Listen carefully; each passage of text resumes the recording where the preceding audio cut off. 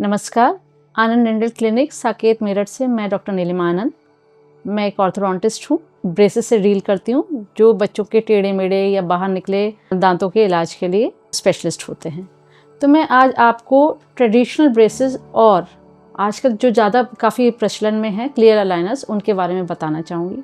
Traditional braces आपने देखा होगा, बच्चों के दांतों में कुछ मेटल के तार लगे हुए होते हैं या फिर सिरेमिक के क्लियर ब्रेसेस लगे होते हैं।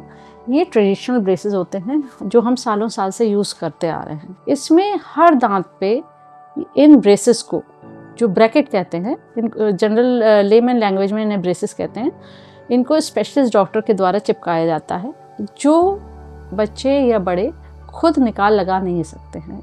इन ब्रैकेट्स को दांतों पे फिक्स कर दिया जाता है। और लेकिन इसके लिए क्या होता है कि हाइजीन मेंटेन करने के लिए पेशेंट को खुद काफ़ी ज़्यादा ध्यान रखना पड़ता है कि इनकी सफाई सही तरह से हो। दूसरी बात, इसमें रेगुलर विजिट की ज़रूरत होती है। हर 3 हफ्ते बाद या महीने में एक बार, जैसा भी स्पेशलिस्ट बताएं, उसके लिए पेशेंट को आना होता है। कई बार कुछ कॉम्प्लेक्स केसेस में इनके साथ एडिशनल अटैचमेंट जैसे कि इलास्टिक, हेड गियर वगैरह भी दिए जाते हैं। इनके अलावा क्लियर अलाइनर्स होते हैं जो रिमूवेबल मेडिकल ग्रेड मटेरियल से बने होते हैं। इसमें हम पेशेंट के दांतों का स्कैन लेके या इम्प्रेशन लेके कुछ हायर सेंटर्स पे जहाँ पर ये अलाइनर्स बनते हैं, जैसे कि हमारे क्लिनिक में, आनंद डेंटल क्लिनिक में, हम इन्हें टेक्सास भेजते हैं।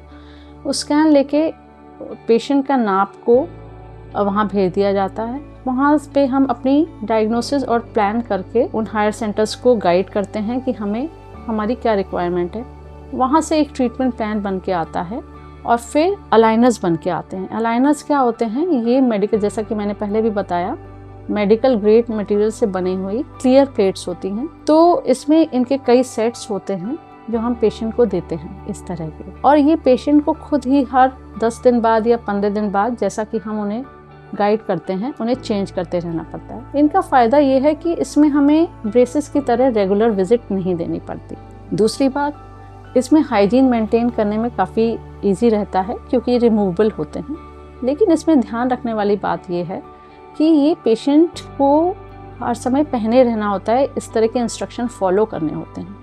अगर बीच में कोई भी अलाइनर छूट जाए कुछ दिन के लिए तो हमारे को वापस ट्रीटमेंट पहले वाले स्टेप पे पहुंच जाता है। तो ये कंफर्टेबल होते हैं, इनमें देखने में बिल्कुल दिखाई नहीं देते। तो एडल्ट्स जो नो ब्रेसेस लुक चाहते हैं उनके लिए काफ़ी अच्छे रहते हैं। लेकिन एक बात ये है कि हम ज़्यादातर माइल्ड टू मॉडरेट केसेस में अलाइनर्स को यूज़ करते हैं, जबकि ब्रेसेस द्वारा कॉम्प्लेक्स केसेस भी ट्रीट करे जाते हैं। आजकल अलाइनर्स में भी कुछ एडिशनल अटैचमेंट लगा के कुछ कॉम्प्लेक्स केसेस को या ऐसे केसेस को जो एक्सट्रैक्शन जिनमें किया जाता है, वो भी उनमें भी डील किया जाता है। तो अलाइनर्स और इनका ये फ़र्क है।